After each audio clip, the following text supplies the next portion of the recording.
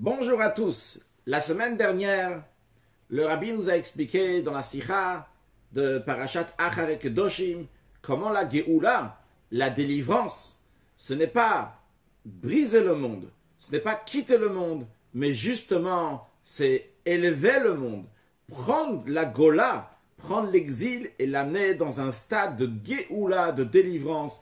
Et la seule différence entre le mot Gola et Géoula, c'est le Aleph qui représente Alufo Shel Olam, qui veut dire le maître du monde. Cette lettre Aleph qui correspond à Hachem qu'il faut amener dans le monde. Ça, c'était un point. Et un deuxième point, on avait vu, qui était que le mot Géoula est composé du mot Gola. Parce que comment on peut faire la Géoula? Comment on amène la délivrance? C'est uniquement en prenant la Gola, en passant par la Gola fabrique, si on peut dire, fait qu'il y a une Géoula. Et c'est la raison pour laquelle que parmi toutes les expressions de Géoula, de délivrance, que la Torah emploie dans Parashat Va'era, que ça soit Vehitzalti, je vais vous sauver, Velakarti, je vais vous prendre, Vehotzeti, je vais vous sortir, Veheveti, je vais vous amener.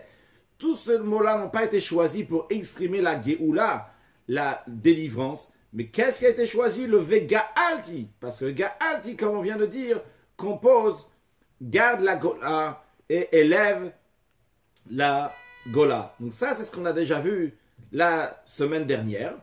Et Rabbi dit, suite à tout ce qu'on a vu, aujourd'hui, ce Shabbat de Parashat Emor, on va approfondir encore plus sur le sujet de Géoula. Comme ça, on va savoir, nous, comment se préparer à la Géoula, vu qu'on est la veille de la Géoula, de la délivrance. Alors, juste à noter que dans la Sikha, le Rabbi répète à chaque fois Géoula à Amitit ve'ashlema. Je ne sais pas si à chaque fois je vais le dire, mais en tous les cas, quand je le dirai, qu'on sache que la traduction Géoula, ça veut dire la délivrance, à Amitit qui est vrai, ve'ashlema qui est entière. La raison pourquoi ça s'appelait Amitit, parce que elle est vraie, il n'y aura pas d'exil encore après. Elle l'appelait Shlema, elle l'appelait entière, parce qu'elle va délivrer tout le peuple juif, sans exception. Bien. Alors, pour ça, approfondir sur cela, le Rabbi nous dit, voyons la première délivrance, celle qui s'est passée en Égypte pendant 2448, lorsque les Juifs sont sortis d'Égypte. Comment elle s'est passée? Parce que c'est lié aussi avec notre Géoula. Comme le prophète Micha dit, comme les jours de la sortie d'Égypte, je te montrerai des merveilles.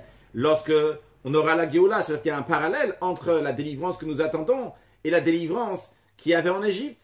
Alors voyons comment ça s'est passé en Égypte, qui est donc le début de toutes les délivrances. Et de cela, on pourra apprendre aussi pour les autres délivrances. Eh bien, lorsque les Juifs sont sortis d'Égypte, ils sont sortis d'Égypte, si on peut dire, entièrement dans le sens, comme Moshe Rabbeinu, Moïse, il a dit à Pharaon, on va sortir binareinu, biskeneinu, bevanenu, vinotenu, avec les jeunes, avec les vieux, avec nos garçons, avec nos filles, tout le monde va sortir. Et les Juifs sont sortis avec tous leurs objets, tout ce qu'ils avaient, dans le même esprit de ce qui est écrit. Kaspam vezavamitam. Leur argent, leur or était avec eux. Ils ont pris donc tout ce qui leur appartenait, la matière, ils l'ont pris, ils l'ont sorti d'Égypte. Et à tel point qu'il a écrit qu'avant que les Juifs sont sortis d'Égypte, Dieu il a dit à Moshe de dire au peuple juif d'emprunter des ustensiles en argent, en or et des vêtements des Égyptiens. Et en effet, les Juifs ont pris tout ça, et il y a écrit Vayenatzlu et Mitzrayim. Et la traduction araméenne de Vayenatzlu, c'est Verokinu, qui veut dire ils ont vidé l'Égypte. Et comme nos sages apprennent dans le Talmud, qu'ils ont fait de l'Égypte comme un piège à oiseaux dans lequel il ne reste plus de graines, ils ont pris toutes les graines d'Égypte, ils ont vidé l'Égypte, et comme le fond de la mer dans lequel il n'y a plus de poissons. Et aussi il y a écrit Vigam Erev Rav Alaitam, qui a aussi beaucoup de mélanges qui se montraient avec eux. Et dans la Chassidoute, dans la Kabbale, c'est expliqué que lorsque Dieu a créé le monde, il y a eu 288 étincelles divines, la divinité donc qui est venue, qui s'est éparpillée dans le monde, et que notre travail il est justement d'élever ces étincelles divines. Et lorsque le peuple juif était en Égypte, ils en ont élevé 202, ce qui est la valeur numérique de Erev Rav. Rav, Rej, Bet, c'est 202. En d'autres mots, ils ont pris énormément de choses d'Égypte. Ils ont élevé l'Égypte. Eh bien, cela ça s'exprime aussi exprime la notion de la Géoula, de la délivrance, que les Juifs, c'est pas juste qu'ils sont sortis d'Égypte, qu'on sort, on laisse tout ce qu'il y a là-bas et on sort. Non, ils ont pris avec l'Égypte. Ils ont élevé la Gola dans une situation de Géoula. Ils ont pris les objets des Égyptiens, ce que les Égyptiens leur ont donné, ce qu'ils ont pris d'Égypte. Et le but de tout ça, c'est pourquoi? C'était pour qu'ils vont sortir avec un rouge gadol, avec une grande richesse. Donc ils ont pris tout ça, ils ont élevé les sujets de l'Égypte à un niveau qui est plus haut. Et ça s'exprime aussi dans le fait, le rapport, la relation des Égyptiens au peuple juif juste avant la sortie d'Égypte.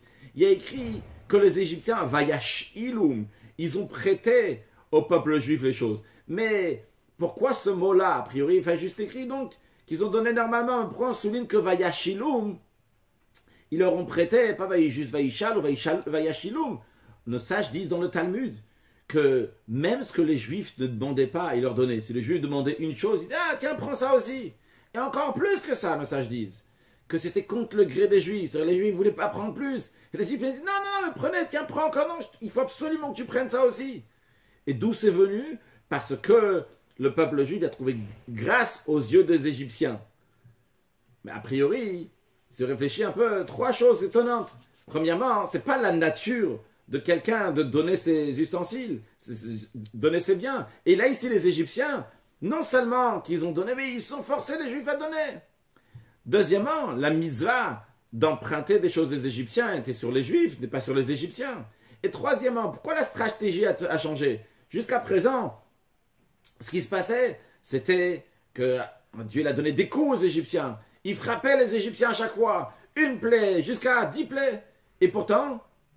C'est-à-dire, les Juifs, ils ont obligé à donner. Ils ont obligé les Juifs à prendre, ils ont obligé les Juifs à donner. Ah, tu as raison, alors non, laisse comme ça. Donc, en effet, je reprends. Donc, c'est les Égyptiens, ils ont obligé les Juifs à prendre. Merci Lévi pour ta remarque. Donc,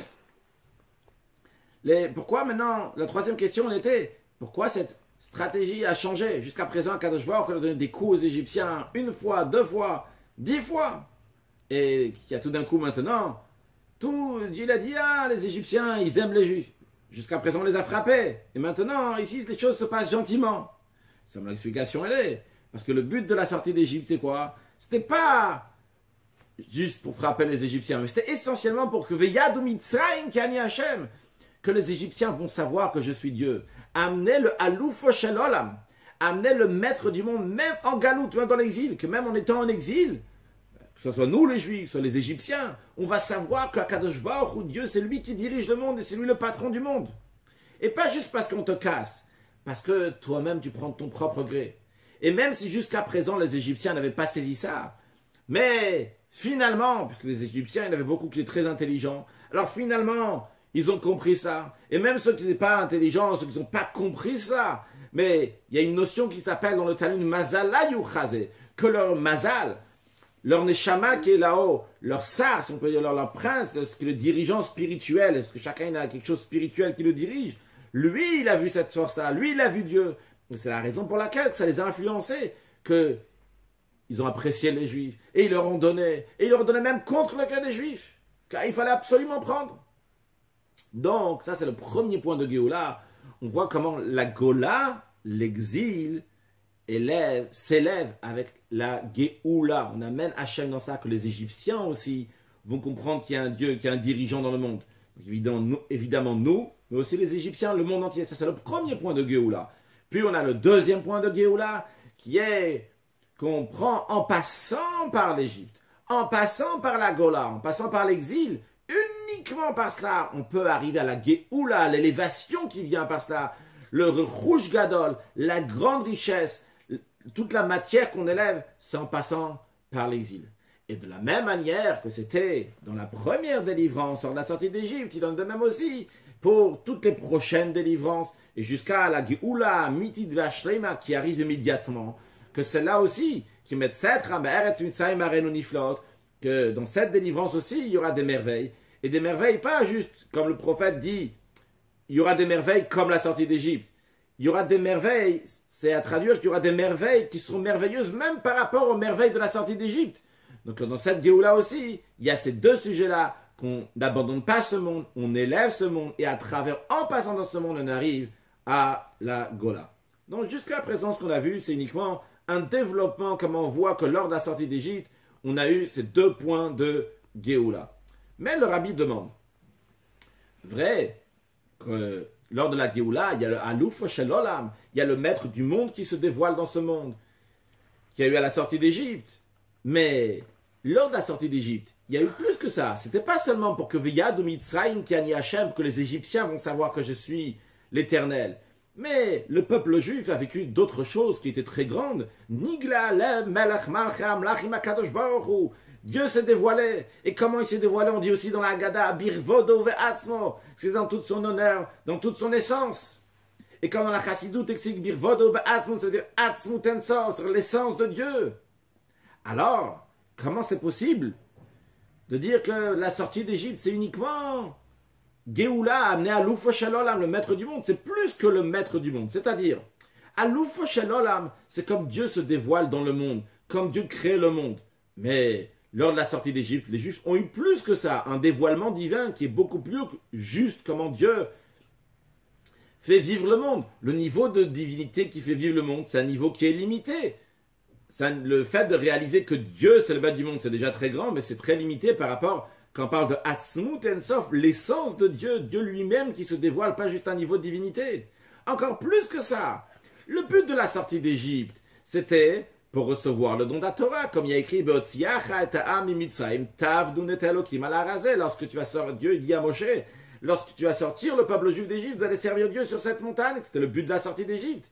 Et on comprend que lors du don de la Torah, ce n'était pas juste un dévoilement de divinité qui est bas. Les Juifs ont eu le dévoilement de Anochi Hashem Elokecha, je suis l'Éternel ton Dieu. Et comment ils l'ont eu? Panim bepanim diber Hashem emachem. Hashem, il a parlé face à face avec les Juifs. Alors si c'est un niveau de divinité qui est tellement haut, comme Akadosh Baruch Hu se dévoile, qui est bien au-delà du monde, au-delà du Bereshit, Bara Elohim et Hashanim et Haaretz, au-delà du niveau que Elohim a créé le ciel et la terre. Ici, il s'agit de la Torah. À propos de la Torah, le Midrash nous dit que la Torah kadma la olam. La Torah, elle devance le monde. C'est bien au-delà.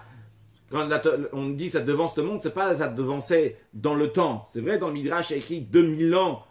La Torah, elle a devancé le monde. Mais c'est pas 2000 ans dans le temps, puisque le temps et l'espace ont été créés en même temps que le monde. On parle dans la qualité que la Torah, elle est plus haute. Qualité de quoi? Qualité de niveau de divinité. Il y a un niveau de divinité qui crée le monde. C'est Elohim, c'est Elohim qui a créé le monde. Par contre, le niveau de Torah, c'est un niveau qui est au-delà du monde. C'est pour ça qu'on dit Kadma Laolam. C'est vrai que c'est lié avec le monde, mais c'est Kadma Laolam. Ça devance le monde. Alors, si ça, c'était déjà ce qu'il y avait lors de la sortie d'Égypte, à plus forte raison lorsqu'il s'agit de la Géoula Mitit Vashlema, qu'il n'y aura pas seulement le dévoilement de Aloufo Shel Olam dans le monde. Il n'y aura pas seulement le dévoilement de niveau de la Torah, dans ce que les Juifs ont déjà reçu dans la Torah, mais il y aura une perfection qui est beaucoup plus haute, comme le Midrash dit. Il y a écrit El Toldot Peretz. Peretz, c'est le fils de Yehuda. Yehuda, il s'est marié avec Tamar. Il a eu un fils qui s'appelait Peretz. Et l'expression que la Torah emploie, c'est Toldot. Toldot qui veut dire la descendance. Lorsqu'on écrit le mot Toldot en hébreu, en principe, on l'écrit avec 2 vav.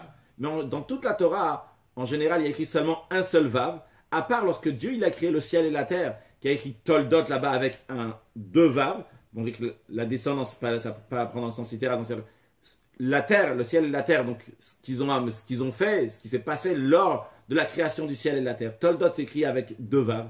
Mais après, on retrouve plus ces 2 vav jusqu'à Toldot Peretz, sa descendance donc de Peretz. Pourquoi Peretz spécialement? Parce que ce Peretz-là, de lui, il va venir le Mashiach, puisque le Mashiach, il est de la descendance de Yehuda.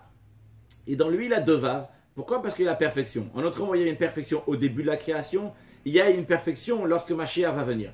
Et c'est expliqué que la perfection qu'il y aura lorsque Mashiach va venir, c'est une perfection qui est encore plus grande que la perfection qu'il y avait au début de la création. Ça veut dire, sur le plan spirituel, c'est un niveau de divinité qui est beaucoup plus haut qui va se dévoiler, ce qu'on appelle de Pnimiut Atik, un niveau très haut de divinité, jusqu'à Atzmut Ensof, l'essence de Dieu qui va se dévoiler dans ce monde matériel, qui va faire une Dira Betartonim, la demeure à Kadosh Baruch Hu, ici-bas, dans ce monde matériel, lorsqu'il y aura Atzmut, l'essence d'Akadosh Baruch Hu. Et ça va s'exprimer à tel point que toute l'occupation du monde entier va être de connaître Dieu. Et c'est la raison pour laquelle que le peuple juif va être des grands savants. Et ils vont connaître des choses cachées. Enfin, ils vont comprendre Dieu comme les capacités humaines. Comme le prophète dit, que la connaissance de Dieu va recouvrir la terre comme les eaux recouvrent les fonds des océans, de la mer. Le dernier mot qu'on vient de dire, c'est ce du Rambam. Donc depuis qu'on a dit que l'occupation du monde entier va être pour connaître Hachem, etc. Donc ça veut dire qu'il y aura un niveau de divinité qui est très grand, à tel point qu'il y aura un chidush Torah, il y aura une nouveauté dans la Torah. De la même manière qu'il y aura un chidush, qu'il y aura une nouveauté dans le monde, comme il y a écrit, Hineni bore shamayim chadash iveretz chadash, hashamayim chadash iveretz chadash, le prophète Ishaïa nous dit qu'il y aura un nouveau ciel, nouveau terre, c'est pas à prendre dans le sens littéral, mais ça veut dire quelque chose qui sera beaucoup plus haut. Et il y aura aussi un dévoilement divin qui est beaucoup plus haut, comme on a dit, qu'il y aura le dévoilement de Plimutatik, de Atzmut, de l'essence de Dieu. Eh bien, il y aura aussi un Chidush Torah, une nouveauté dans la Torah. En autre mot, de la même manière que la sortie d'Égypte, c'était pour recevoir le don de la Torah, de la même manière, nous aussi aujourd'hui, non, en exil, on va avoir la Geoula Amidit Vashlema, qui va nous amener un dévoilement de Torah qui est beaucoup plus haut, comme il y a écrit Torah Chadash Amidit, c'est une nouvelle Torah va sortir de moi. C'est pas à prendre dans le sens littéral aussi, c'est dans le sens qu'il y aura des facettes nouvelles de Torah, une profondeur de Torah qui n'a jamais existé jusqu'à présent, à tel point que le Midrash nous dit que toute la Torah qu'on apprend de nos jours, c'est Hevel, du souffle, du vent, par rapport à la Torah que Mashiach va nous enseigner. Il y aura un dévoilement de Torah qui est incroyable. Alors, puisque toutes ces choses-là, ils vont être dans la Géoula, quand on dit toutes ces choses-là, c'est le Alouf Shalom, le maître du monde qui va se dévoiler dans ce monde-là, et le dévoilement de Torah, et le dévoilement de Torah qui est encore plus haut que tout, donc un niveau de divinité, de Hatzmut, des sans Akadosh Baruch Hu. Ces trois choses-là vont se dévoiler lors de la Géoula. Il faut dire que dans le Aleph de Géoula, on amène les trois niveaux. On amène pas seulement donc le Aleph Alouf Shel Olam, mais bien plus. Eh bien, oui. Le Rabbi nous explique la chose suivante. Dans le Aleph de Géoula, il y a plusieurs choses. Le Aleph de Géoula, donc on a la première expression, donc, qui est Alouf, comment Dieu, c'est le maître du monde. Puis, on a une deuxième explication, que le Aleph vient du langage de Ulpana. Ulpana, qui veut dire l'enseignement, l'étude, comme il y a écrit dans Iyov, Alefra Chorma, je vais t'enseigner la Chorma, la sagesse. D'ailleurs, le Chassidut s'est rajouté aussi à Alefra Bina, je vais t'enseigner la compréhension, Alefra Chorma, Alefra Bina. Puis, on a ici un Aleph, vous voyez, c'est Pele, qui veut dire une merveille. Quand on le met à l'envers, ça fait Aleph. Donc le Aleph qui est dans l'expression de Pele, qui représente quelque chose donc, qui est extraordinaire. En autre mot, en ce qui concerne la délivrance, la Géoula, il y a trois étapes, il y a trois niveaux, il y a trois sujets donc, qui s'expriment dans ces trois choses. Il y a la première chose qui est un niveau de divinité qui est lié avec le monde. Alors, je tiens à remercier Lévi qui a énormément investi dans ces affiches pendant des heures et des heures pour des raisons techniques et pour un logiciel qui n'est pas top, donc on n'a pas réussi à finir bien les choses même après longtemps, donc on va essayer de zoomer pour qu'on puisse voir le texte que Lévi nous a préparé. Mon cher fils Lévi. Alors le premier niveau, c'est le niveau de divinité qui est dans le monde. C'est en hébreu, on va traduire en français. Donc, c'est Elokut Ba'olam, c'est le niveau de divinité qui est lié avec le monde. Alouf Shel Olam, comment Dieu c'est le maître du monde. Il y a un monde et Dieu le fait diriger. Ulpana, ça représente un niveau de divinité qui est au-delà du monde, mais qui est lié avec le monde. Et c'est qui s'exprime particulièrement par la Torah, qui est Kadma La'olam. On a la même idée, la Torah, elle devance le monde. C'est vrai qu'elle devance le monde, mais le fait qu'elle devance le monde, ça veut dire qu'elle est au-delà du monde, mais elle est liée avec le monde. C'est comme un niveau de divinité qui est plus haut que le monde, mais qui est lié avec le monde. Puis, on a Pele, qui représente donc quelque chose qui est tout à fait séparé du monde, qui veut dire qu'une Pele, ça veut dire une merveille, quelque chose qui est merveilleux, qui est extraordinaire, qui est au-delà donc de la nature, qui fait référence à un niveau de divinité qui est tout à fait au-delà du monde, et l'okut le gamre, le malam et olam, donc un niveau de divinité qui est tout à fait au-delà du monde. Alors, qu'est-ce que ça veut dire concrètement? La première des choses, on doit savoir, ça doit s'exprimer d'amener Dieu dans le monde. La première des choses, c'est Alouf Shel Olam. C'est un monde, il y a un monde. Dans ce monde-là, tu dois amener Hachem. Le mot Olam en hébreu vient du langage de Helem, qui veut dire un voile, qui veut dire qu'Hachem se cache de nous. On ne voit pas Kadosh Baruch Hu dans le monde. Mais justement, notre rôle, c'est quoi? C'est de dévoiler Dieu comme il est le patron du monde dans le monde. C'est pas seulement qu'il est patron du monde, mais il se trouve ailleurs. Il est patron du monde, il est dans le monde. Et ça, dans chaque chose, c'est dans les choses générales du monde, c'est dans les détails du monde. Regardez chaque chose, comment Hachem, il est Mehave, Mechayo, Mekayem, comment il fait exister chaque chose. Et comme le roi David dit, lorsque je vois la lune, les étoiles, les actions de tes doigts que tu as fait, de ça le juif dit, waouh, c'est extraordinaire le monde que Dieu l'a fait. Et dévoiler dans chaque chose du monde, comment c'est Dieu qui le fait. Donc ce qu'on appelle le Koach HaPoel Banifal, dévoiler la force du Créateur dans la créature. Que par cela, on amène le Alouf Shelolam, on amène le Aleph, on l'amène dans la Gola, dans l'exil qui forme une Géoula. Que par cela, veillez d'accord parole qui a tapé à. Donc que toute créature va savoir que Dieu l'a créé. Ça, c'est la première des choses. Alouf Shelolam, niveau divinité qui est le monde, donc qui est lié avec le monde. Puis, au-delà de ça, on a Ulpana. Ulpana qui vient de langage d'étude. Donc ça, c'est quelque chose qui est au-delà du monde. Pourquoi? Le monde, il a été créé avec les midot, ce qu'on appelle les attributs. Dieu, il a créé le monde, il a écrit Olam Chesed Ibane. Le monde a été créé avec Chesed, avec la bonté. Mais ce n'est pas seulement avec la bonté. La bonté, c'est la première des attributs, mais qui va aussi avec tous les attributs, qui va avec l'attribut de la rigueur, de l'harmonie, etc. En hébreu, Chesed, Gvura, Tiferet, Netzach, Hod, Yesod, Malchut. Il y a 7 attributs. Ne pas mélanger avec les sphères qu'on va parler dans la suite. Il y a 10 sphères. On parle ici des attributs, donc qui font partie des sphères. La partie, dans les sphères, il y a la partie intellectuelle, donc qui est les initiales, c'est Chabad, Chochma, Binadad, qui correspondent aux 3 facultés intellectuelles. Il y a les 7 attributs.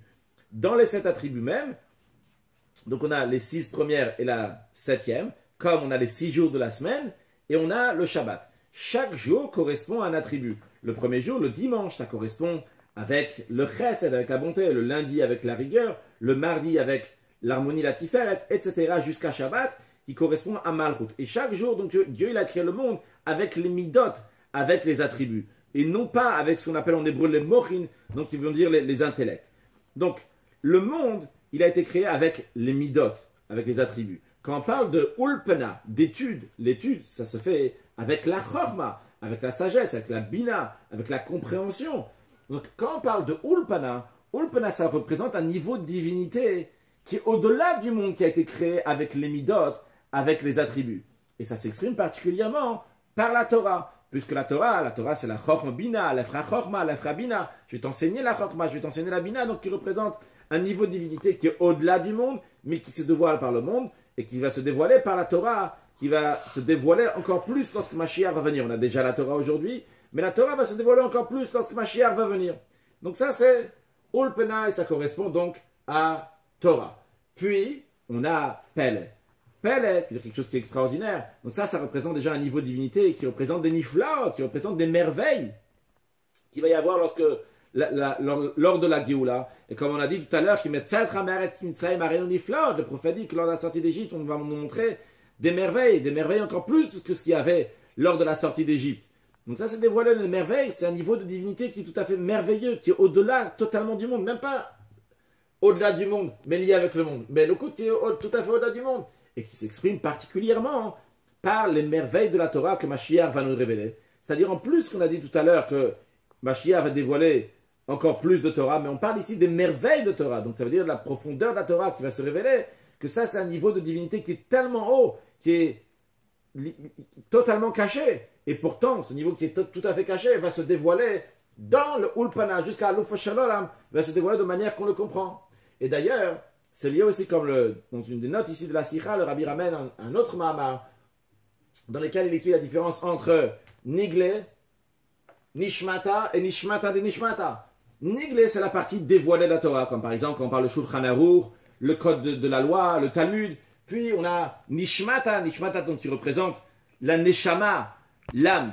Alors, la Neshama de la Torah, ça fait partie aussi quelque chose qui est caché, mais la Neshama elle est cachée, pourquoi? Parce que le corps voile sur la Neshama.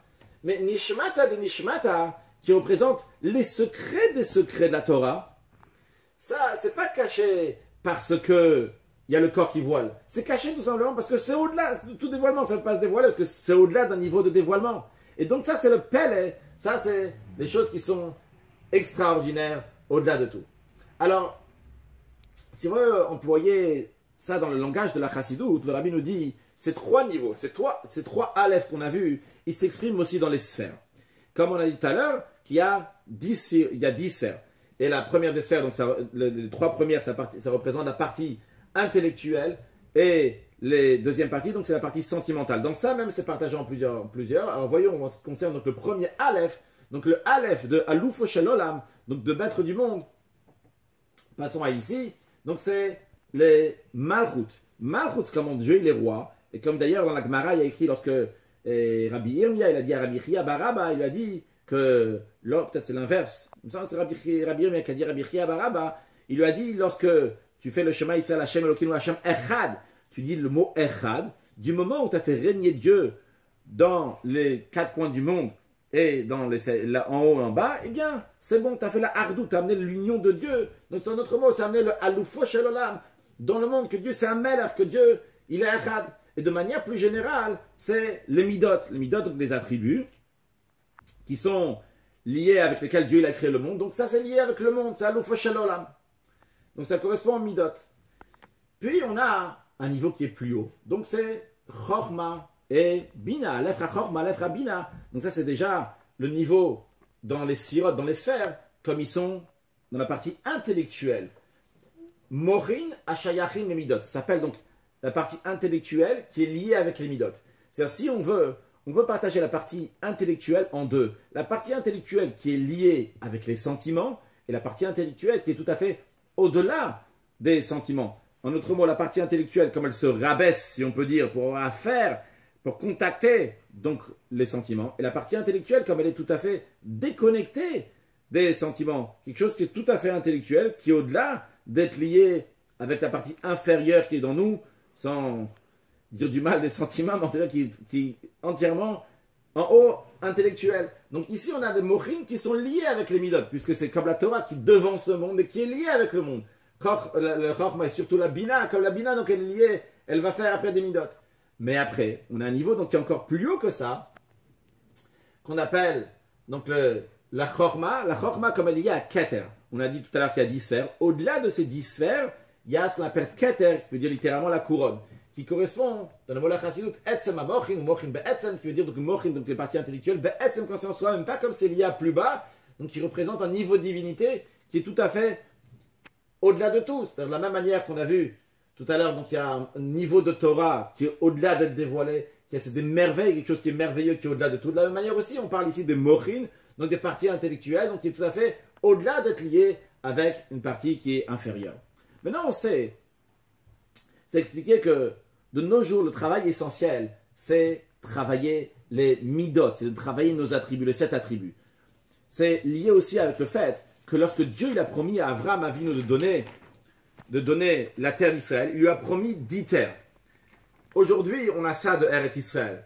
Cette partie qui est encerclée, c'est uniquement 7 terres. Mais il y a 3 terres qu'on voit ici qui s'appellent Ammon, Moab et Edom, ou qui s'appellent Kéni, Knizi et Kadmoni. Ces 3 terres n'ont pas encore été données. Qu'est-ce qu'on nous a donné? Seulement 7. 7 sur 10. Donc 7, ça représente les 7 attributs sur 10. Les 3 autres, c'est les mochim, donc c'est les parties intellectuelles. Alors, notre jour, le travail, c'est quoi? Le travail, c'est les 7 terres, entre guillemets. C'est ça que Dieu nous a donné à travailler, à faire la conquête. Ça fait la conquête de nos attributs. Travailler, c'est midot, se travailler. Et évidemment, pour cela, il y a besoin, on n'a pas mis ici, donc les mochin, hashayachin, les midot, les mochin qui sont pour les midot. Donc, pour travailler ces 7 terres-là, on a besoin donc la partie intellectuelle qui va réussir à les travailler. Mais aujourd'hui, il n'y a pas encore le travail des shalosh haratzot, il n'y a pas encore le travail des 3 terres. Les 3 terres en mer, Kéni, Kniz et Kadmon, ça ne nous a pas encore été donné. Ça fait partie le Etzem Mochin, qui représente donc un niveau de divinité qui est au-delà de tout, qu'on n'a pas encore aujourd'hui, mais qui va se dévoiler lors de la Géoula Mizidva Shlema. Donc, lors de la Géoula, en effet, on avait demandé tout à l'heure, lorsqu'ils sont sortis d'Égypte, il n'y a pas juste Aloufo Shel Olam, il y a encore d'autres choses. Alors en effet, lors de la Géoula Mizidva Shlema, il n'y aura pas seulement Aloufo Shel Olam, il y aura aussi le Olpana, il y aura aussi le Pele, il y aura aussi la divinité qui est au-delà du monde, et il y aura aussi la divinité qui est tout à fait au-delà de se dévoiler dans le monde, qui va quand même se dévoiler, qui va se concrétiser dans nous-mêmes, dans notre vie de tous les jours. Donc, qu'est-ce qu'on voit de ça? Déjà, on a la réponse à notre question, qu'il y a 3 Aleph, en effet, il n'y a pas seulement un Loufo Shel Olam, encore plus qu'on a appris la semaine dernière qu'il y a seulement un Loufo Shel Olam, là on voit maintenant, il y a d'autres choses dans ce Aleph aussi. Mais ce qu'il faut savoir, c'est que uniquement par le travail dans la galoute, le travail dans l'exil, c'est par cela qu'on peut dévoiler ces 3 niveaux, que ce soit la divinité qui est liée avec le monde, donc le niveau de Malchut, que ce soit le niveau de Olpana, donc la divinité qui est au-delà du monde, qui correspond à Mochin, qui est lié avec les Midot, ou que ce soit le niveau de Pele extraordinaire, comment on le dévoile, donc aujourd'hui aussi par le travail de la galoute. Dans des mots simples, qu'est-ce que cela veut dire? La première des choses, un juif évidemment, il sert Dieu, les Shem Shamaim, pour servir Dieu. Il y a un but quand il mange, quand il boit, quand il dort, c'est pour le service de Dieu. Et comme le roi Salomon dit, Bechol Dracher Hadaeo, dans tous tes chemins connaît Dieu, c'est tes chemins, c'est tes choses personnelles, c'est le Olam, c'est le monde. Mais là-bas aussi, tu retrouves Akadosh Baruch Hu. Là-bas aussi, tu dévoiles Dieu. C'est les Shem Shamaim. Mais le juif ne se contente pas de cela. Le juif dévoile aussi la divinité qui est au-delà du monde, déjà aujourd'hui. Particulièrement comment? Par l'étude de la Torah, par les Mochin qui sont liés avec les Midot, qui représentent un niveau de divinité qui est au-delà du monde, qui se dévoile dans le monde. Mais il ne se contente pas de ça. En plus de ça aussi, il étudie, en plus de ça, il dévoile la divinité qui est au-delà du monde, tout à fait caché, par l'étude de la profondeur de la Torah, en étudiant la Chassidoute, que par cela, c'est lié avec une lumière divine qui est tout à fait au-delà du monde. Et tout cela doit se dévoiler dans le monde, dans ce monde-là concrètement. Alors, qu'est-ce qu'on voit pour l'instant? Que le Pele, comment on dévoile le Pele? Les choses qui sont extraordinaires, c'est en étudiant la profondeur de la Torah. Le Rabbi dit en vérité, plus que ça va dans le même esprit aussi, mais c'est plus que ça. C'est aussi en dévoilant dans ce monde le but de l'exil, le but de la Gola. Il écrit la chose suivante. Le prophète Ishaïa dit, Ve'amarta bayoma'u, otra Hashem kianaftabi. Comme lorsqu'il y aura la Géoula, tu diras, merci Hachem que tu t'es mis en colère sur moi. Le fait de dire que merci Hachem parce que tu t'es mis en colère sur moi, ça veut dire que parce que Dieu est en colère sur moi, c'est pour ça qu'on le remercie. Pourquoi on remercie Dieu pour la colère? Alors, on pourrait dire, parce que dans la suite du verset, il y a écrit Yashov apra otanachameni, que ta colère parte et tu me consoles. Mais le Rabbi dit dans ces cas-là, tu ne remercies pas Dieu parce qu'il t'a mis pour la colère.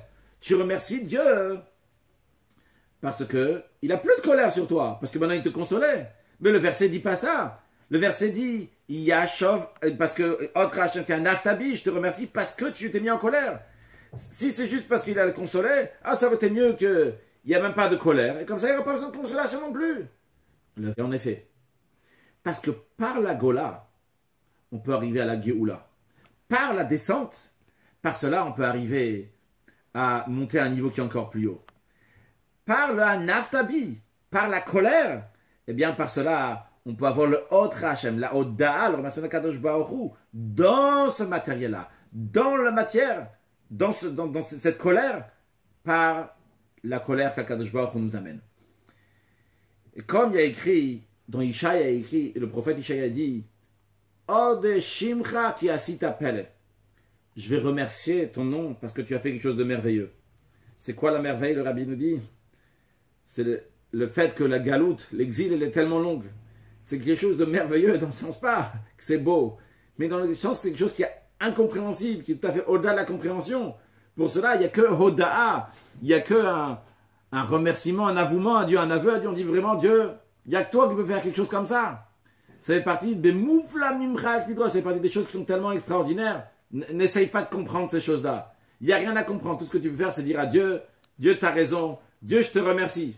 Mais, le Zohar dit, le Kiyasita, le verset c'est Kiyasita Pele, car tu as fait un Pele. Le Zohar dit, Kiyasita, c'est Aleph. Qu'est-ce que ça veut dire Kiyasita Aleph? Quand tu as fait un Aleph. Hachem veut que le Pele, même la chose qui est incompréhensible, le Anaftabi, la colère. Pourquoi Hachem fait une exil qui est si grande? On ne comprend rien. C'est au-delà de la compréhension. Mais ça vient dans Hoda, dans le remerciement, dans le Odra Hashem. Parce qu'il y aura le Ulfena, il y aura la compréhension dans ça. Et par le travail en exil, de se renforcer sur l'obscurité de l'exil, et bien c'est par cela qu'on arrive à la perfection du dévoilement de la profondeur de la Torah, qui aura lors de la Geoula à Amitit Ve'ashlema. Donc on a vu les 3 niveaux de Aleph et comment ça correspond donc dans le travail du juif. Maintenant, ces dévoilements divins qu'il va y avoir lorsque Mashiach va venir, ok, c'est des grands dévoilements divins, mais vu que ces dévoilements divins viennent par le Mashiach, il faut dire que dans le Mashiach aussi, il y a ces 3 niveaux aussi. Alors pour comprendre cela, voyons ce que le Rambam dit. Le Rambam dit que Mashiach, il est la descendance Mi-Bet Yehuda ou Mizer Shlomo, de la maison de, pardon, Mi-Bet David, Mizer Shlomo, qu'il est donc la maison du roi David et de la descendance de Shlomo, de son fils, donc Salomon. Alors ça que le Rambam dit qu'il est de la descendance de David, c'est compréhensible parce que du moment où Dieu il a donné au peuple, il a donné à David la royauté, ça reste toujours pour toute sa descendance. Et Ikara Malchut, l'essentiel de la royauté, elle est chez David Amel, chez le roi David. Et pourquoi le Rambam, il a besoin de dire que c'est la descendance de Shlomo? C'est déjà Shlomo, alors il dit aussi après il y a Rechovam, après il y a Avia, continue encore. Pourquoi, quelle est l'allusion que le Rambam veut nous dire ici en disant Shlomo? Alors Rabbi il explique la chose suivante. La particularité de Shlomo HaMelech, de son époque, c'est qu'il y avait une paix totale. Shlomo, le roi Salomon n'a pas eu besoin de faire de guerre. Tranquillement, il y a eu une paix. Contrairement à son père David, que David a dû faire beaucoup de guerres. C'est d'ailleurs la raison pour laquelle que Dieu lui a dit, toi tu ne pourras pas construire le temple. Parce que Dam la Rov Shafarta, tu as fait couler beaucoup de sang. Bien que c'était justifié, mais tu ne pourrais pas construire le temple. Et à l'époque de Shlomo, il y avait une paix totale. La paix qu'il y avait à l'époque de Shlomo, ça c'est un avant-goût, une ressemblance de la paix, la tranquillité qu'il y aura lors de la Geoula à Mitit Ve'ashlema. Maintenant, pourquoi chez Shlomo HaMelech il y avait une royauté qui est si bonne et une si grande réussite? Parce que Shlomo, il avait la Chorma. Il arrive à Terev Chorma de Shlomo, il avait Terev Harbe, il avait beaucoup de sagesse. Et le fait qu'il avait beaucoup de sagesse, c'est ça qui a fait qu'il y avait Shlemuta Malchut, une perfection dans sa royauté, dans le Malchut, dans le règne de Shlomo HaMelech. Et chez Shlomo HaMelech, donc il y avait, et en vérité, c'est pas seulement qu'il y avait une perfection dans sa Chorma, c'est que Shlomo HaMelech, d'où elle vient sa Chorma? Elle vient d'Égypte. Quel rapport? Il y a écrit dans le verset Vaterev Chormat Shlomo mikol Chormat Mitzrayim. Littéralement, ça veut dire que la sagesse de Shlomo était beaucoup plus grande que toute la sagesse d'Égypte. Mais le Rabbi explique, on peut lire ça aussi, que la Chorma, la sagesse de Shlomo, elle venait, d'où elle a jailli, mikol Chormat Mitzrayim, de la sagesse d'Égypte. Celle de Shlomo, elle est encore plus grande. Comme on a dit tout à l'heure, de la Gola, ça vient la Géoula. En faisant la Gola, on amène le Aleph de Géoula, de la délivrance.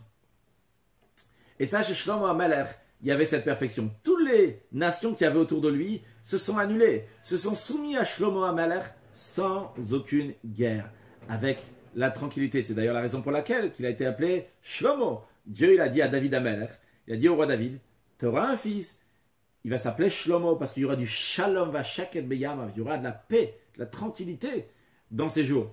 Et lui, il va construire le temple. Et toutes les nations, c'est eux qui ont amené chez Shlomo les étincelles divines, ce qu'on appelle la matière qu'on doit élever. Ceux qui l'ont amené, comme on connaît avec la reine de Saba, qui elle-même s'est déplacée. Elle est venue chez le roi Shlomo. Quand elle a entendu sa grandeur, sa sagesse. Et ça, c'est comme il y aura lorsque Mashiach va venir. Il y a écrit, le prophète dit, Lo yareo velo yashritu, qu'il n'y a personne qui va faire du mal dans le monde entier. Et de nos jours, lorsqu'on étudie la Torah, il y a écrit Bechorma idberiu, par la chorma, littéralement par la sagesse, idberiu, on fait le birou, le raffinement. Parce qu'en général, ces étincelles divines, comment on les élève? Il y a du bien, il y a du mal. L'étincelle divine, c'est le bien. On l'élève en faisant du bien avec, et on laisse ce qui est mauvais donc de côté, d'un autre côté. Comme ça, on élève, on fait le birou. On raffine, on trie le bien du mal. Mais lorsqu'on étudie la Torah, on est en train d'étudier ici, mais lorsqu'on étudie, eh bien par cela, ça a une influence dans le monde entier, sans qu'on ait à faire la guerre, sans qu'on ait à faire avec les choses matérielles. Et ça, c'est un avant-goût. L'étude de la Torah, la manière qu'on raffine les choses, c'est un avant-goût des temps futurs lorsqu'il y a écrit Vera kol basayada, que toute chair va voir on va voir la divinité lorsque Mashiach va venir. Et comme on l'a dit tout à l'heure, que tout le monde va connaître Akadosh Baruch Hu lorsqu'il y aura Mashiach. Et Shlomo HaMelech, par ce grand niveau de Chokhmah, il a réussi à avoir Shlemuta Malchut, la perfection donc de sa royauté aussi. Ce qui n'était pas le cas chez David HaMelech. David était roi, mais c'est venu, il y avait des accusations, il y avait des protestations. Ça n'a pas été facile pour David, pour le roi David. Et d'ailleurs, si Shlomo HaMelech à son époque, tout serait bien passé, eh bien son règne aurait été un règne qui est éternel. Et le premier temple que Shlomo a construit aurait été aussi un temple qui aurait été éternel. Mais malheureusement, comme il y a eu des fautes qui sont mêlées au milieu, eh bien, le prophète a dit, Karoa Eka, je vais déchirer la royauté de toi. Donc après, ça n'a pas continué seulement dans la descendance de David. Il y a eu le royaume d'Israël et le royaume de Yehuda. Le royaume de Yehuda, c'était les deux tribus, donc de Yehuda et de Binyamin, qui étaient du côté de la descendance de David et Shlomo. Et il y avait les 10 autres tribus, qui étaient donc ce qu'on appelle Malché Israël, le roi d'Israël. Mais tout cela, c'est une descente pour arriver à un niveau plus haut, pour arriver après au règne du Mashiach. Comme le prophète Yecheskel dit que lorsqu'il y aura Mashiach, il n'y aura pas encore deux règnes. Il y aura un seul berger pour tout le monde. C'est qui ce berger? David Avdi Nasilaim Lolam. Que le roi David va être le chef, il va être le roi, donc pour tout le monde. Donc qu'est-ce qu'on voit? On voit que la question était pourquoi le roi Mashiach n'a besoin de souvenir qu'il vient de David et Shlomo. La raison, c'est pour nous dire, il aura la qualité de David. Donc la qualité de David qui est le fait d'être roi, donc qui est lié avec la divinité du monde, c'est aussi lié avec la sphère de Malchut, donc qui est le règne. Ça c'est David HaMelech, c'est la qualité de David Malchut, le roi. Mais il aura aussi la qualité de Shlomo. Shlomo c'est la Chokhmah, c'est le Ulpena. Donc c'est un niveau qui est encore plus haut que Shlomo HaMelech il avait. Donc Mashiach, donc il aura la perfection du Malchut, comme Shlomo HaMelech. Et comme d'ailleurs, donc la perfection, quand on dit la perfection, il aura le Mochin, les Midot, donc jusqu'à Malchut. Et comme il y a écrit à propos de Shlomo HaMelech, qu'il est très intelligent, à propos du Mashiach, le Rambam Maïmonide nous dit que le roi Mashiach va être un chacham, va être intelligent encore plus que Shlomo HaMelech. Et à propos du Mashiach, il y a écrit que en quelques mots, on traduit sur tous les esprits de compréhension, les esprits de crainte de Dieu, tous les esprits, il va avoir toutes ces perfections-là. Il va avoir donc en plus donc qu'il a tout ça, Mashiach, il aura donc, on a ici David, Shlomo, Mashiach, donc il y a encore un niveau plus haut que Shlomo HaMelech. Donc il a le Mochin Be'etzem, pas seulement donc Shlomo, donc un Mochin qui est lié avec le Malchut. Donc comme Mochin Hashayach le Midot, on a dit tout à l'heure, donc un Chokhmah qui amène une perfection dans Malchut. Mais là, Mashiach, il aura donc le niveau le plus haut qu'il peut y avoir donc dans la royauté, dans la Chokhmah, dans tout, jusqu'à Mochin Be'etzem. Et c'est la raison pour laquelle que chez Mashiach, on retrouve qu'il sera aussi bien Melech, aussi bien Rav. Le Mashiach va être un roi, il va être un Rav. Il va être aussi quelqu'un qui enseigne la Torah. Le fait qu'il est Melech, ça vient de la qualité de David. Le fait qu'il est Rav, la Chokhmah, la sagesse, l'enseignement, ça vient de Shlomo. Puis, en plus de ça, Mashiach va dévoiler les secrets de la Torah. Il va apprendre la plénitude de la Torah. C'est Sod, comme il y a, donc c'est Niflot, les merveilles qui sont dans la Torah. Comme Rashi dit, Sod Ta'amea, Mistat, c'est les plus grands secrets de la Torah, donc il va dévoiler le Mashiach. Donc, le fait de dévoiler les Niflaot, les merveilles de la Torah, ça c'est lié avec Pelé. Donc, ce qu'on a dit que dans le monde, il y a ces trois niveaux de divinité qui vont se dévoiler, Alouf, Ulpena et Pelé, on les retrouve dans Mashiach. Melech, roi, comme David, Rav, enseignant comme Shlomo, et encore plus que ça, donc, le fait qu'il va apprendre donc, des Niflaot, des merveilles. Donc ça, c'est comment on retrouve chez Mashiach ces trois niveaux. Eh bien, ces trois Aleph, il faut les retrouver aussi chez nous. Nous, le peuple juif, qu'on va recevoir ces trois niveaux de divinité. Il faut les avoir aussi chez nous, pour être capable donc, de correspondre à cela. Et en effet, et d'ailleurs, parce qu'on sait que nous tous, on est tous liés avec Mashiach, et dans nous-mêmes, on a une étincelle de Mashiach à l'intérieur de nous. C'est d'ailleurs la raison pour laquelle, que lorsqu'on fait le Ribono Shel Olam, une prière qu'on dit lorsqu'on sort les rouleaux de Torah les jours de fête, parmi les prières qu'on demande, on dit que ça s'accomplisse. Le verset qui est dit à propos du Mashiach, le verset qu'on a dit tout à l'heure, qu'on n'a pas tout traduit, donc cet esprit de connaissance jusqu'à l'esprit de crainte de Dieu, qui est à propos du Mashiach. Clairement, le prophète Ishaï parle du Mashiach. On dit vite Kayem Banu, que ça s'accomplit sur nous. Parce que nous aussi, on a en miniature ces qualités du Mashiach, que justement on doit développer. Où est-ce qu'on retrouve ces qualités-là? Eh bien, ce Shabbat, donc le Shabbat de Emor, en 1991, lorsque le Rabbi a dit la Sira, et cette année aussi en 1778, on lit le 4e chapitre de Pirkei Avot des Maximes de nos pères. Dans la première Mishnah, on lui demande Ezeu Chacham, qui est le sage? Ezeu Gibor. Donc Ezeu Chacham, qui est le sage, où il est le Chacham ici, ou pas? Ezeu Chacham, ici, pardon. Ezeu Chacham, qui est le sage? Ezeu Gibor, qui est le fort? Ezeu Ashir, qui est-ce qui est riche? Ezeu Mechubat, qui est-ce qui est honoré? Les réponses, ils sont écrites dans le Maxime de nos pères, on vous invite à aller voir. Mais si dans le sens, on continue dans l'esprit de ce qu'on est en train d'expliquer. Alors, ici, comme on a dit tout à l'heure, on a les 10 sphères. Dans les 10 sphères, ils sont partagés en 4. Alors, avant de regarder sur le tableau que Lévi nous a fait, mais les sphères sont partagées en 4. En 4 parties qui correspondent d'ailleurs au tétragramme, au nom de Dieu, de Yud Ke Vav Ke. Le Yud et Vav Ke. Donc, on a le nom de Dieu. Le Yud, ça représente la Chorma. C'est comme une petite goutte. C'est écrit aussi comme ça, en petit. Après, on a le He. Donc le He, qui est en long et en large, ça représente la Bina, la compréhension. Le Vav, ça représente les 6 attributs, donc Midot. Et le He, ça représente Malchut, le Ren. Donc comme cela, on a les 10 sphères qui sont partagées en 4. Dans cette Mishnah, quand on nous parle donc, du Chacham, Gibor, Ashir et Malchut, de l'intelligent, du fort, du riche et de l'honoré, ça correspond à ces 4 niveaux. Commençons du bas vers le haut. On va commencer du haut vers le bas. Alors, le Chacham, celui qui est intelligent, donc c'est comme la Chorma, c'est le Yud. Le Gibor, donc c'est lié avec le côté des sphères, donc qui est lié avec Bina, la compréhension, donc c'est le He. Le Ashir, le riche, qui a toutes sortes de... Il est riche en plusieurs choses, c'est comme l'harmonie, donc Tiferet, qui représente donc, tous les midot ont les attributs, et Mechubad, donc l'honneur ça correspond à Malchut, comme un roi qui est honoré. Donc il y a ces 4 qualités-là que la Mishnah nous parle. Maintenant, chacun de nous, chaque juif, comme la Nour Azaken ramène dans le Tanya, on a Chelek Eloka Mimal Mamash. On a une parcelle de Eloka. On a une parcelle de Dieu qui est à l'intérieur de nous. Et pas seulement une parcelle de Dieu, mais il y a écrit le verset dit Chelek Avaye Amo.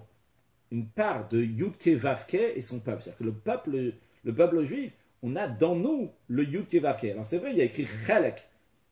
Que ce soit pour Eloka, on a Chelek Eloka, une partie de Eloka, de Elohim. On a une partie de Yudke Vavke. Bon, c'est ce que le Baal Shem Tov dit.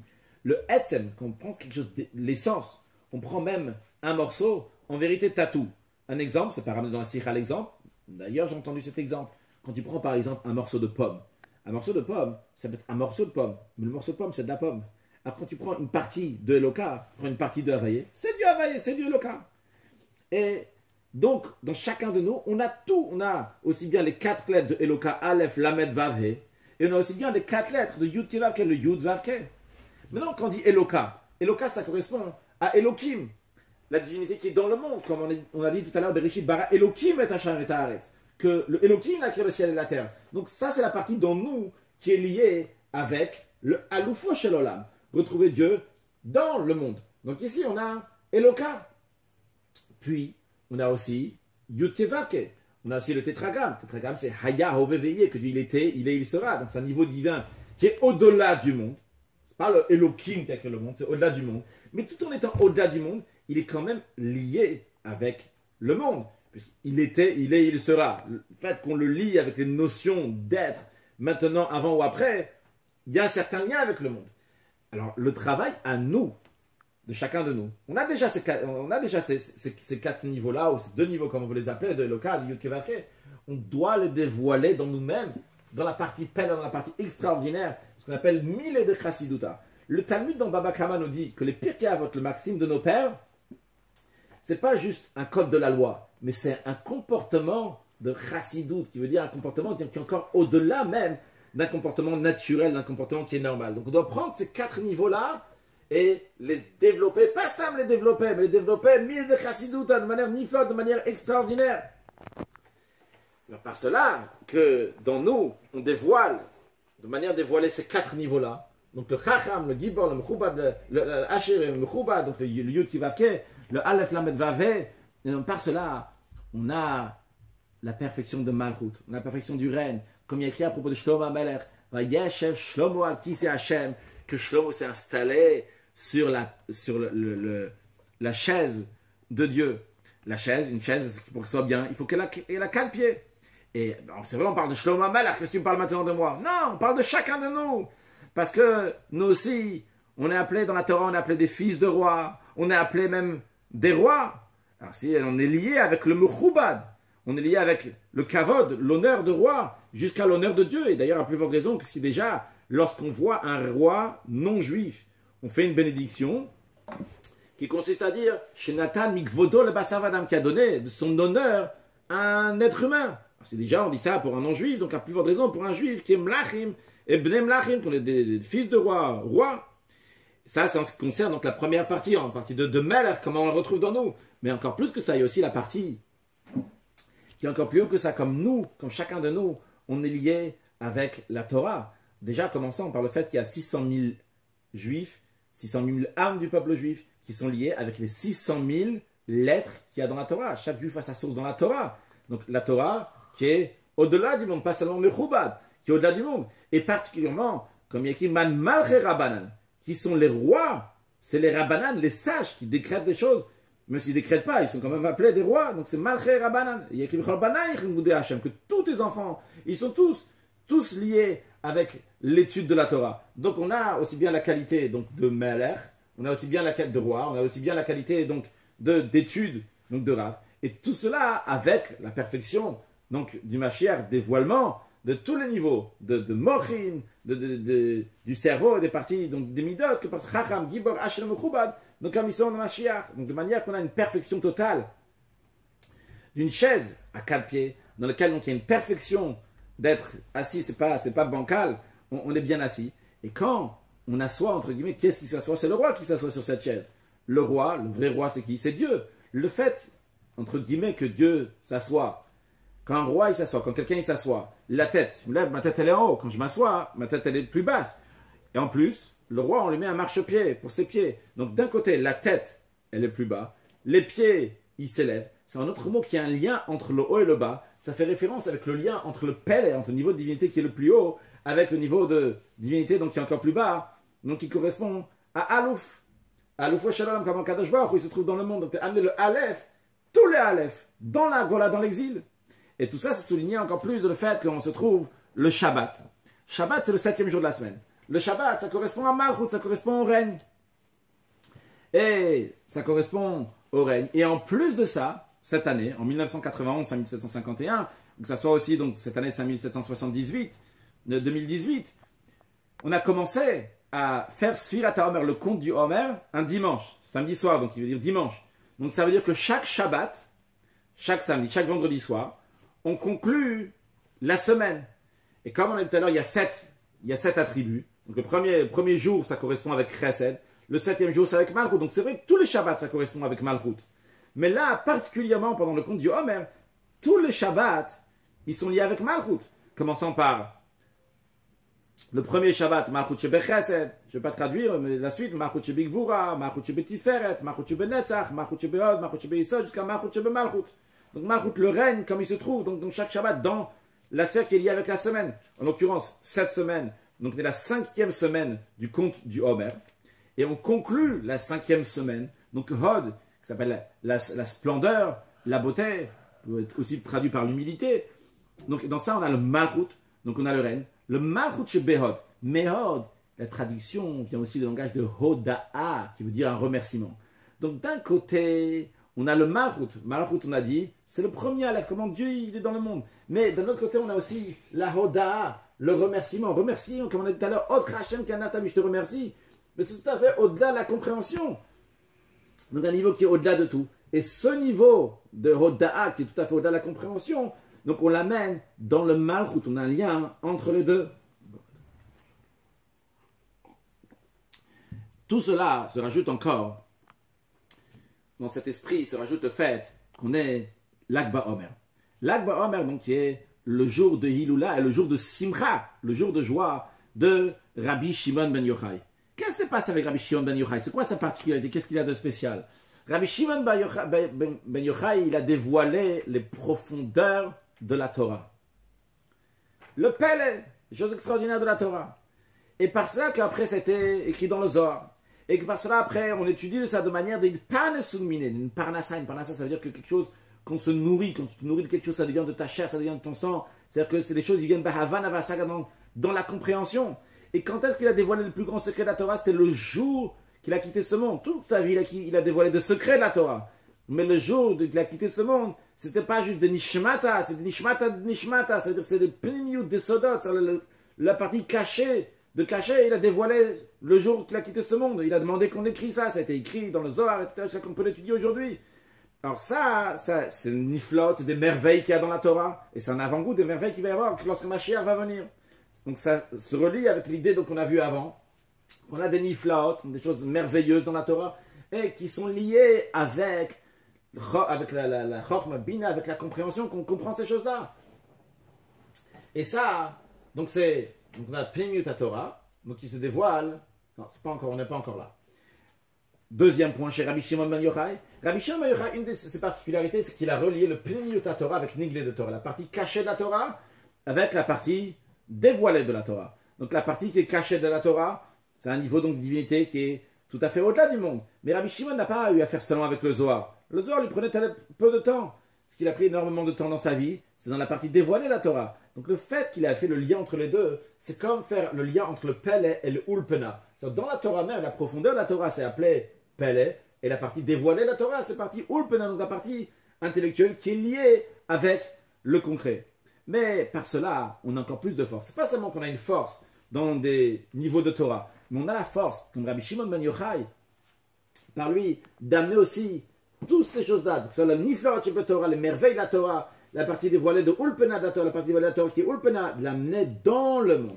Rabbi Shimon ben Yochai, il a un paragraphe très connu dans le traité Megillah qui dit, partout les Juifs ont été exilés, Shrina imam, la Shrina, la présence divine est avec eux.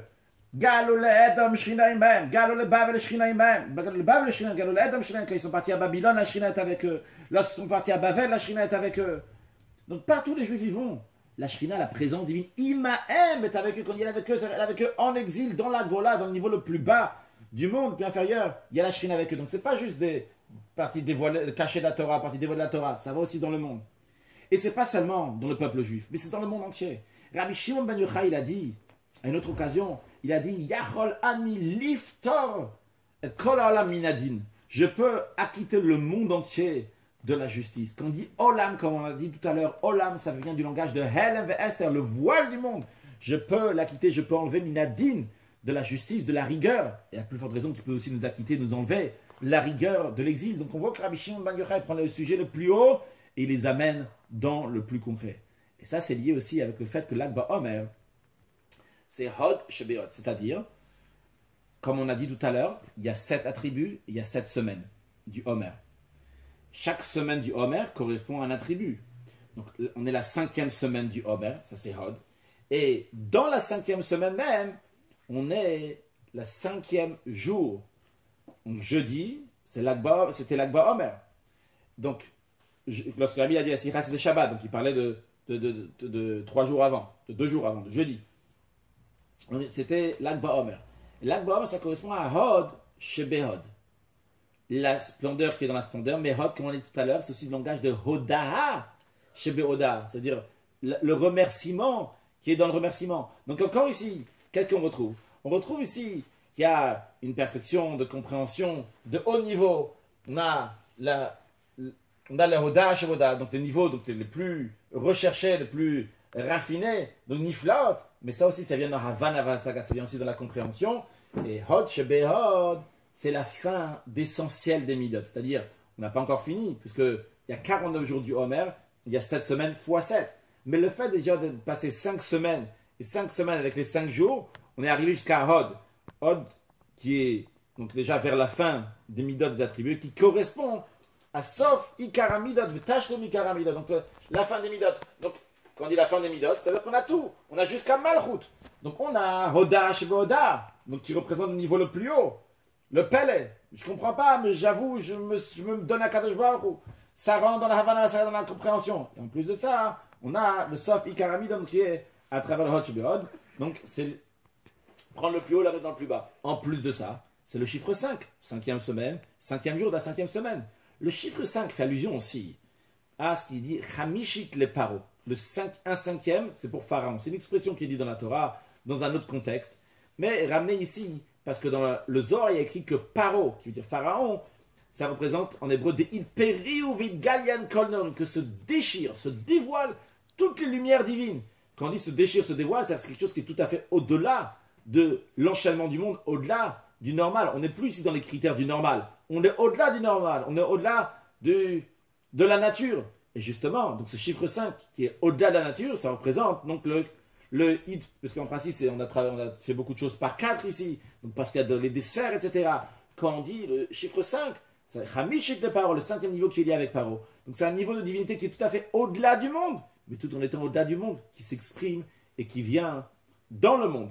Et ce qui va y avoir lorsque Mashiach va venir, ce Aleph, le Pelem, les choses les plus extraordinaires, vont s'exprimer dans la vie de tous les jours. Ce qui est aujourd'hui, qui n'est pas dans le Seder, qui n'est pas dans l'ordre, deviendra un Seder, deviendra quelque chose qui est tout à fait normal lorsque Mashiach va venir. Et ça, c'était donc depuis Rashbi. Depuis Rabbi Shimon Bar Yochai, qui a dévoilé le secret de la Torah, ça continue à se dévoiler encore de la profondeur de la Torah dans chaque génération. Jusqu'à que, après le Rabbi Shimon Bar Yochai, il a vécu il y a 1800 ans. Plus tard, il y a eu le Harizal, Rabbi Yitzhak Luria, un grand maître de la Kabbale qui a vécu à Tzfat, qui a dévoilé des sujets cachés de la Torah. Et comme à son époque, il a été dit que mitzvah le galot zot ha-chorma, c'est une mitzvah de dévoiler cette sagesse de la profondeur de la Torah. Et après, il y a environ 300 ans de cela, le Baal Shem Tov, Rabbi Israël Baal Shem Tov, fondateur de la Chassidut, et son successeur le Maggid. Après, il y a eu le fondateur de la Chassidut Chabad, Rabbi Shneur Zalman, le Admour Hazaken, qui a dévoilé donc la profondeur de la Torah de manière de Havana Saga, de manière compréhensible, que chacun puisse avoir accès à ça. Et après, il y a la Fatzatama, notre route, ça. Il faut diffuser. C'est sur la Chassidut à l'extérieur. Quand on dit à l'extérieur, ça commence déjà de l'extérieur de nous-mêmes. C'est vrai, on peut apprendre dans la tête. Premièrement, déjà, il faut que la tête ne soit pas extérieure, il faut qu'elle étudie. Mais après ça, dans les forces de l'être humain, ça va passer, ça va sortir à l'extérieur du cerveau, ça va prendre la personne jusqu'à son nefesh-habamit. Son âme animale aussi, elle va sentir cette chassidoute. Et jusqu'à que le monde entier va prendre cette chassidoute, va être entièrement imprégné de cette profondeur de la Torah. Et dans chaque génération, ça se rajoute et ça se rajoute encore avec les rabbis qui ont remplacé le Admour Hazaken. Jusqu'à notre génération, le chef de notre génération, le rabbi fait référence à son beau-père. Et le rabbi dit que dans notre génération, ça se rajoute encore, d'année en année, ça se rajoute. Jusqu'à les écrits, les manuscrits qui ont été imprimés dernièrement. Et comme on a dit, que ce niveau donc de chassidout, de divinité, de pele, on doit les amener dans la vie de tous les jours. Ça ne reste pas quelque chose d'abstrait. Et comme l'expression du Admour Hazaken, l'explication du Admour Hazaken sur le début du psaume 89, le Admour Hazaken explique ce qu'il y a écrit Maskil le Eitan à Ezrahi. Je ne vais pas traduire, mais juste expliquer ce que ça veut dire. Donc, le Admour Hazaken explique que chacun il a un Eitan. Eitan qui veut dire la force. Je oui traduis. Donc, Eitan ça veut dire la force. Donc, c'est le Etzem Aneshama, c'est l'essence d'un Neshama qui est très très forte. Et ce Eitan Aneshama, il a un Maskil. Un maskil, c'est une force de compréhension qui est au-delà du cerveau, mais qui influence le cerveau. Et que ce maskil-là, Ezrahi qui vient du langage de Zoréa, de faire briller, qui fait briller dans les forces de l'âme, qui n'y aura pas seulement, donc ça ne va pas rester juste dans l'essence d'un Neshama. Il va faire passer la compréhension jusqu'à que ça va briller à l'intérieur de lui-même, qui va être pris par ce Eitan Neshama, qui ne va pas rester quelque chose d'abstrait. Bien que la perfection de cela va être lorsque Mashiach va venir. Quand Mashiach va venir, il y aura la perfection, donc ce dévoilement divin. Mais déjà aujourd'hui, on a déjà un peu de ce dévoilement divin, donc il faut profiter, il faut le mettre concrètement. Alors ce psaume-là, ça c'est le psaume 89. Chacun de nous, on a un psaume, donc qui correspond à notre âge. Par exemple, si quelqu'un il a 19 ans, il dit le psaume 20. Si quelqu'un il a 88 ans, il dit le psaume 89. Donc ça c'est le psaume 89 que le rabbi avait arrêté de dire, quand le rabbi, tous les chassidim, parce que tous les chassidim et tout le monde donc lit le psaume du rabbi, comme on lit notre psaume tous les jours, on lit aussi celui du rabbi. Donc on avait arrêté de le lire en le 11 Nissan, quelques semaines avant, 1991, en 5751. Et après, le rabbi dit, on passe au psaume 90. Le psaume 90, c'est Tfila le Moshe Isha Elohim, la prière de Moshe, l'homme de Dieu. Et jusqu'à qu'on arrive à la fin du psaume, dans lequel on dit Vinoam Hashem Elokeinu aleinu, masiyadenu konenu aleinu, masiyadenu konenu. Que ce soit le plaisir de Dieu sur nous. Et que même Dieu va venir résider dans nos actions de main. Le Noam, le plaisir, ça correspond au Tanug Atik, le plaisir dont ça correspond à un niveau de divinité qui est complètement déconnecté des mondes, qui s'appelle Atik. C'est sans trop expliquer, Atik. On a parlé tout à l'heure de Keter, la couronne qui est au-delà des mondes. Dans cette couronne même, il y a la profondeur de la couronne qui s'appelle Atik, littéralement, qui veut dire qui est complètement détaché. Donc c'est un niveau de divinité qui est comme le Pèl et Niflaot. Et ça vient Aleinu, ça vient sur nous. Et ce Aleinu, c'est pas seulement sur nous, mais ça vient aussi dans Masiyadenu. Ça, je suis pas sûr qu'on peut en faire un troisième. Non, on peut discuter sur ça, mais en tous les cas, ça vient aussi jusqu'à dans nos actions. Et jusqu'à que le Noam Hashem Elokim, Noam, c'est les mêmes lettres que Maon. Maon qui veut dire une demeure. Donc le Noam de Dieu, le plaisir de Dieu, le Atik, va venir dans Maon, dans la demeure de Dieu, dans le troisième Beth Amikdash qui va être reconstruit. J'ai oublié de dire tout à l'heure aussi que après, on a ici le Ezrachi. Ah, ok, vous voulez écrire aussi ici, en plus de Ezrachi, aussi, plus Baruch Hashem Leolam. Baruch Hashem Leolam, donc il veut dire qu'Hashem vient dans le monde. C'est la conclusion du chapitre 89 des psaumes. C'est-à-dire que, encore c'est la même idée que le Etan, le Etzaman Neshama, le masque, il arrive dans Ezrachi, il va briller, il va venir Leolam, il va venir dans le monde. Et après, donc, on a dit donc dans le psaume 90, qu'on a aussi donc cette notion-là de Noam d'Akadosh Baruch Hu qui vient. Alors, Rabbi dit, donc simplement, qu'est-ce que ça veut dire? C'est qu'en étudiant la Torah en général, et particulièrement en étudiant la Chassidoute comme elle a été dévoilée dans la Chassidoute, dans le Torah Chassidut, dans la Chassidoute Chabad, et ça inclut aussi le fait de voir le Rav lorsqu'on étudie. A priori, le Rabbi parle de lui-même, donc on regarde le visage lumineux du Rav, parce que comme il y a écrit, Chormat Adam Taïr Panav, que la sagesse de l'homme est claire. Et à tel point que la Gemara dit dans Eruvin, Rabbi Yehuda Nassi raconte que la raison pourquoi lui il est plus mechadedai, puisqu'il est plus aiguisé, il est plus intelligent, peut-être on traduire par intelligent, que ses amis, c'est pourquoi? C'est parce qu'il a vu Rabbi Meir par son dos. Il a vu Rabbi Meir par son arrière, sa nuque. Et il dit, si j'avais vu Rabbi Meir par son visage, eh bien à ce moment-là, j'aurais été encore plus intelligent. Comme il y a écrit, parce que tes yeux vont voir ton maître. Alors, en tous les cas, par l'étude de la Chassidoute, eh bien, par cela, on devient un réceptacle pour le dévoilement divin. Que ce soit le dévoilement divin du Koach HaPoel Banifal, le force du Créateur dans la créature, donc comme ici, comme il y aura lorsque Mashiach va venir à Loufo Shel Olam, ou que ça soit aussi qu'il y aura lorsque Mashiach va venir, donc jusqu'à le dévoilement de Hatzmut, c'est l'essence de Dieu, qu'il n'y a que Dieu qui peut créer du néant à l'existence, comme c'est expliqué dans le Tanya, l'Admorat Zaken explique, que créer du néant à l'existence, même par plein de niveaux spirituels, on ne pourra jamais. Parce que le spirituel restera toujours du spirituel. Il faut Hatzmut, l'essence d'Akadosh Baruch Hu, qui peut le faire. Alors, on devient un réceptacle pour ce dévoilement-là.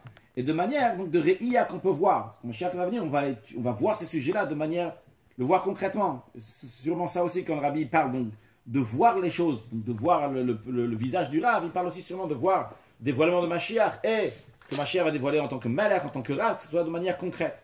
Alors, comment on fait ce travail-là, de devenir un réceptacle pour avoir ce dévoilement divin, que ce soit le Koach HaPoel Banifal, jusqu'à le dévoilement de l'essence de Dieu? Eh bien, commençant par le travail, qu'un juif ne veut pas seulement se contenter de s'éloigner du mal. C'est vrai, c'est très bien de ce qui est écrit dans la Gemara, Al Tei Racha, on fait jurer à l'âme, ne sois pas un rachat. Mais on fait jurer à l'âme aussi avant qu'elle descende ici-bas, Tei Tzadik, sois un tzadik. Alors c'est vrai que c'est l'Admour Azaken dans le Tanya, il dit que c'est pas évident de devenir un tzadik. Comme le Rabbi l'explique, parce qu'on a un corps, on a une âme animale, il y a des tendances ici-bas sur terre. Donc c'est pas évident de devenir un tzadik. Mais quand même, le juif, vu qu'il a la force de Hatzmut, de l'essence d'Akadosh Baruch, il a l'essence de Dieu dans lui, eh bien par cela il fait le travail de tzadik, de chercher, d'aspirer à devenir un tzadik. Et comme l'Admour Azaken dit, fais ton travail, habitue-toi, commence à t'habituer. Et tu sais, quand tu t'habitues avec le temps, eh bien ça devient une deuxième nature. Donc premièrement, tu dois faire ton travail, fais un tzadik, essaye de devenir un tzadik, aspire vers là. Deuxièmement, la nature, avec la nature, des fois ça peut devenir une deuxième nature. En général, ça devient une deuxième nature. Donc tu vas réussir à devenir un tzaddik. Alors, bien que l'Admour Azaken, très réticent sur ça, il dit, si tu fais ton travail, Hachem il va t'envoyer un niveau d'une neshama, un niveau d'un tzaddik qui va venir dans toi. Mais le Rabbi, il dit quelque chose d'extraordinaire. Il dit, dans notre génération, après tout le raffinement du peuple juif qui est dans les générations précédentes, eh bien de nos jours, tous les juifs peuvent être au niveau de tzaddik, le niveau le plus haut, jusqu'au niveau de tzaddik. Comme il y a écrit Ve'amer kulam tzaddikim, tout ton peuple c'est tzaddik, comme ça va se dévoiler lorsque Mashiach va venir. On peut déjà la voir, déjà aujourd'hui. Et par cela, qu'on va travailler dans la diffusion des sources de la chassidut à l'extérieur. Parce que là, il y a la force d'amener la divinité dans les niveaux les plus extérieurs. Et tout ça devient une préparation, un réceptacle pour le dévoilement divin de Alouf Shel Olam, du maître du monde qui aura lorsqu'Akadosh Baruch Hu va venir, V'nigdak Vod Hashem, que Dieu va se révéler. Et c'est Kol Haolam Kulo, l'occupation du monde entier, c'est de connaître Dieu. De connaître Dieu, de connaître la profondeur de la Torah. On va voir notre maître, on va étudier avec lui. Alors le Rabbi conclut la Sikha. Quel est l'enseignement concrètement pour le peuple juif? Parce que le but de la discussion de tout ça de Géoula, c'est comment on doit se préparer à la Géoula, donc alors qu'on est la veille de la Géoula. Alors l'enseignement, il est qu'en plus du travail qu'on a dans notre partie dans le monde, la partie dans le monde, c'est ce que Dieu il a donné à chacun de nous. En plus du travail qu'il y a à faire dans le monde entier, pas se contenter juste de ce qu'il y a juste pour nous. Donc de faire, de connaître Akadosh Baruch Hu, etc. Dans ce monde, de dévoiler, il faut dévoiler Dieu dans ce monde et dans chaque chose individuellement qu'il y a dans ce monde. Et particulièrement par le fait de prendre tous ces sujets de monde et de montrer qu'on voit que toutes ces choses-là, ils sont les Shem Shamaim, ils sont Da'eu, ils sont pour servir Dieu, de manière que tout a été fait pour le Kavod d'Akadosh Baruch Hu. Donc en plus de faire ça, qui correspond plutôt à Alouf Shel Olam, en plus de ça, il faut rajouter dans l'étude de la Torah. Et en plus de ça, pas juste dans l'étude de la Torah, mais dans la profondeur de la Torah, dans la chassidut, dans les niflot, mais ces niflot-là de manière de compréhensible, bahavan avasar la compréhension. Et ne pas se contenter de ça, mais de diffuser la Torah et diffuser le judaïsme à ceux qui sont autour de nous et diffuser la chassidut à ceux qui sont autour de nous. Que Dieu fasse que par le travail de conclure, d'amener, de faire rentrer le Aleph dans la Gola, dans l'exil, ça amène tout de suite la Géoula. De manière que, comme les Juifs se trouvent maintenant dans notre situation, même si, imaginons, qu'on ne voit pas que les Juifs sont tzadikim, ils sont avec des vêtements, des bgadim et les vushim qui sont sales. Akadosh Baruch Hu a dit quand même, Getaresh Galus, sortez de l'exil comme vous êtes maintenant. Et après, on va s'occuper des vêtements. Qu'il y aura des vêtements qui sont plus beaux, et encore, ça si on ne voit pas, qui sont tzadikim. Mais à plus forte raison, lorsqu'il s'agit qu'on voit qu'on est des tzadikim. Et tous les Bnei Israël, que ce soit les jeunes, que ce soit les vieux, que ce soit nos garçons, que ce soit nos filles, on va tous aller ensemble avec tout ce qu'on a, Kaspa, Vezav, Amitam, notre argent, notre or, et à plus forte raison avec tous les synagogues et tous les lieux d'études, et les Sefer Torah qu'il y a à l'intérieur. Le Rabbi s'arrête sur Sefer Torah, et il dit, ça englobe aussi, ça inclut aussi le Sefer Torah qui a été conclu cette semaine par les efforts des femmes et les filles juives. Ils ont fait une conclusion de Sefer Torah. Le Rabbi fait référence au Sefer Torah que les filles de Beth Rivka, une école à Crown Heights, à Brooklyn, ils ont conclu le jour de l'Ag BaOmer. Et le Rabbi dit, on va avec une grande joie, qu'ils ont fait conclure avec les grandes joies.